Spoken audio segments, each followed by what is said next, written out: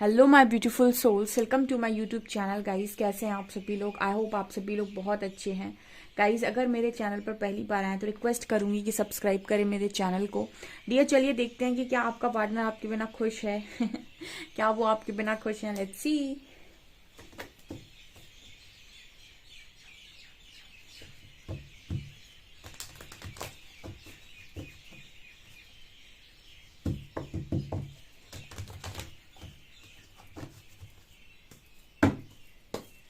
Please guide कीजिए angels, क्या जो भी मेरे व्यूअर्स हैं, क्या उनके पार्टनर्स उनके बिना खुश हैं? अंदर की बातें क्या हैं, मतलब क्या चल रहा है? प्लीज हरिहरा गाइड मी कि अंदर क्या चल रहा है। देखिए, ऊपर वो क्या दिखा रहे हैं ये हमारे लिए मैटर नहीं करता। हम ये जानना चाहते हैं कि दिल में क्या है, क्या वो वास्तव में खुश है मेरे व्यूअर्स के बिना। जो सत्य हो, जो सही हो, वही मुझे बताइएगा। Please guide me.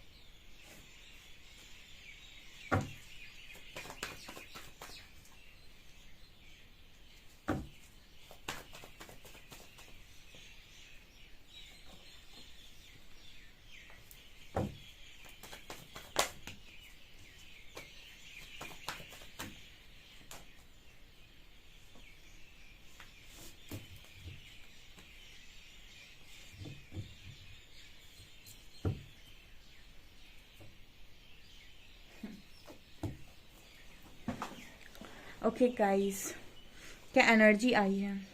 Card he night of cups से स्टार्ट हुआ है, लवर्स है यहाँ पे दूसरा कार्ड, नीचे पेज ऑफ कप्स है। गाइस, आपके बिना क्या आपका पार्टनर खुश है?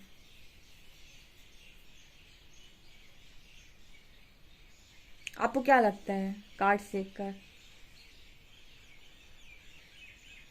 पता है मुझे क्या नजर आ रहा है? मुझे ऐसी एनर्जी फील हो रही है जैसे कोई इंसान है जो आपकी एनर्जी से टोटली भरा हुआ है। यहाँ पर मैं एक एनर्जी कार्ड लूंगी ओशो से। ओवरऑल एनर्जी क्या है इस पार्टनर की, इस पर्सन की लाइफ में, इस पर्सन की? और एक एनर्जी में प्लीज बताइए एंजल्स, क्या ओवरऑल एनर्जी इस पार्टनर की है?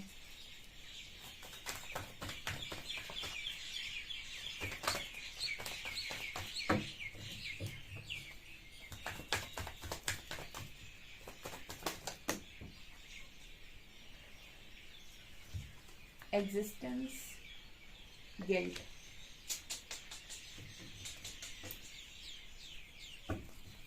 Silence, integration.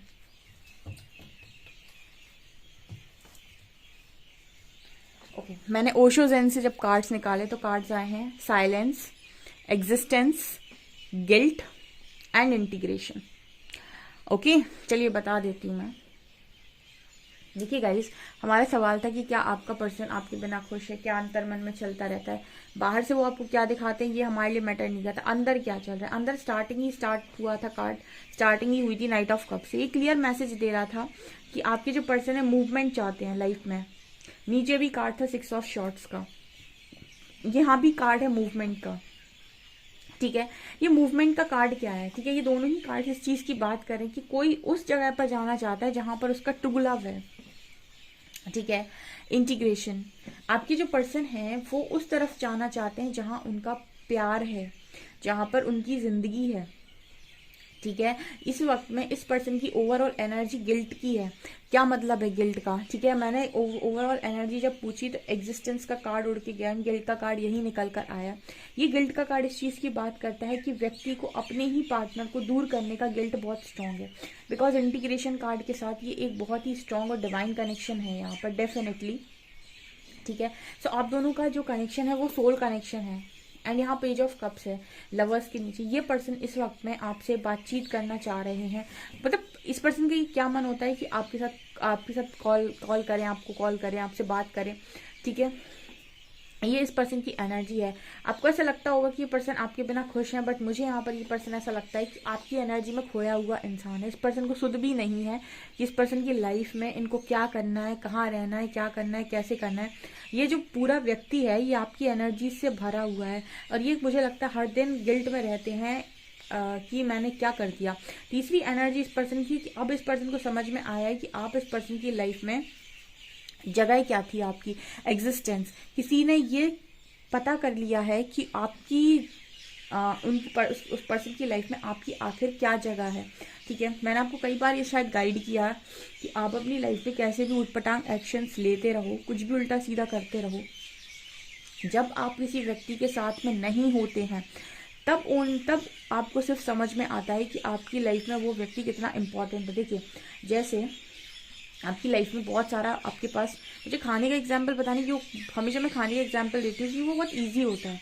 आपके पास बहुत सारी डिशेस होती हैं। जब आपने कई बार देखा होगा कि आप जब शादी वगैरह में भी जाते हैं तो आपके पास बहुत सारा खाना खाने के लिए होता है, ठीक है, और बहुत सारी आपके पास ऑप्शंस अवेलेबल होते हैं। तो ऐसे में क्या होता है कि आप काफ़ी सारा लोग वेस्ट भी कर देते हैं, ठीक है, या फिर बहुत थोड़ा थोड़ा सा खाते हैं। कई बार ऐसा होता है कि आपको ज़्यादा भूख ही नहीं लगती इतना सारा खाना देख के, ठीक है। लेकिन वहीं पर जब आपको भूख लगी होती है, ठीक है, और कहीं ना कहीं घर में मतलब बहुत सिंपल खाना भी बनाओ, आपकी मनपसंद खाना नहीं भी बनाओ, फिर भी आप वो ऐसे खाते हो जैसे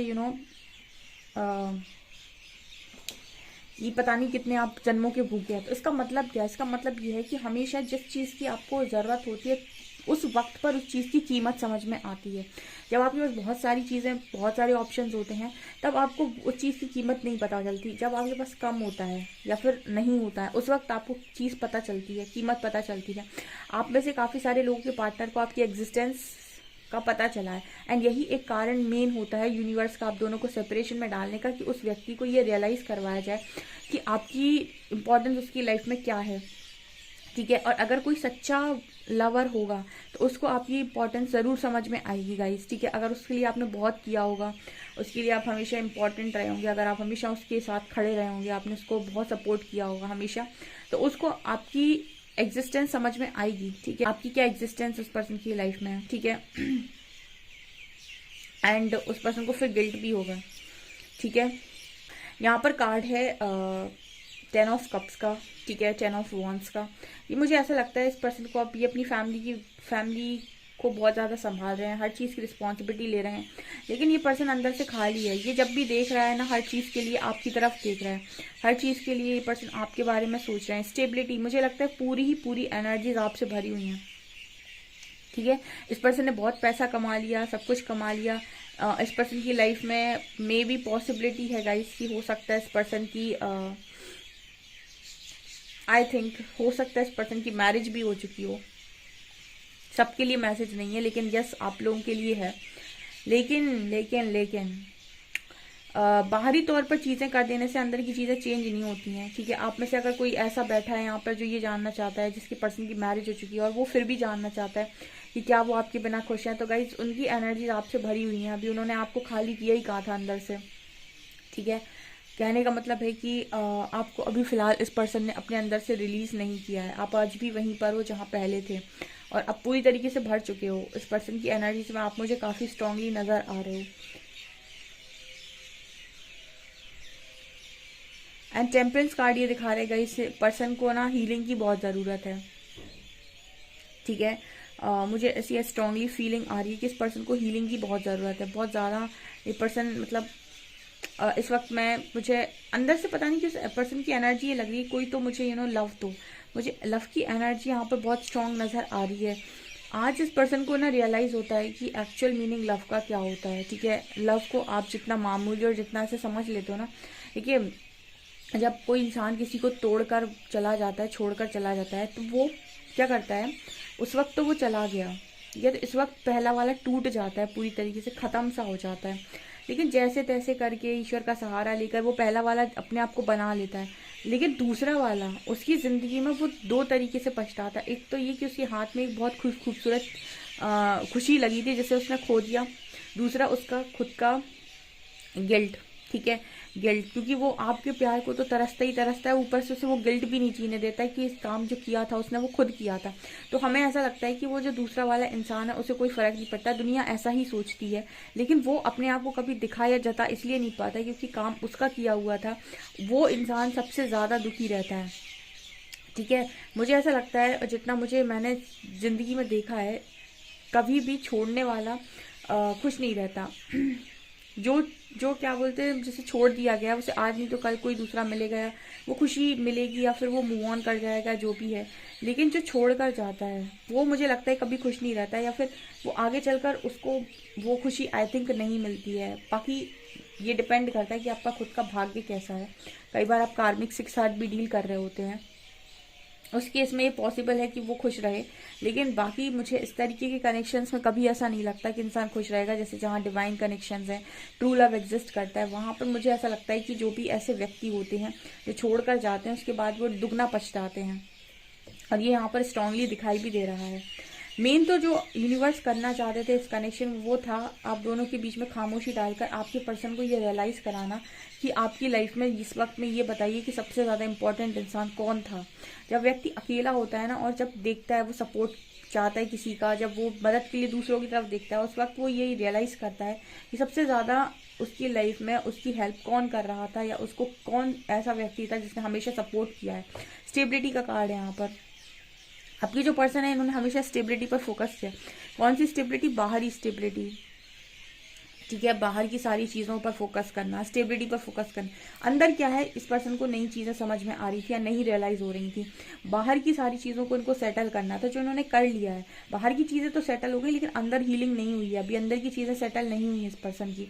बाहर की सेटल होने का मतलब है कि घर लेना था, कोई अच्छी अच्छी लग्जरी लाइफ क्रिएट करनी थी, जो भी लड़कियां लड़के करना चाहते हैं आज के टाइम, वो सब कुछ ये बाहरी तौर पर कर चुके हैं। लेकिन अंदर जो भी इनको करना था वो अभी भी नहीं हुआ है इस पर्सन की लाइफ में। मतलब अंदर जो भी ये क्रिएट करना चाहते थे, या फिर अंदर जो भी ये चाह रहे थे, अंदर की खुशी वो इस पर्सन के पास पहले थी, लेकिन उन्होंने बाहर क्रिएट करने के चक्कर में अंदर की जो खुशी थी उसे छोड़ा है।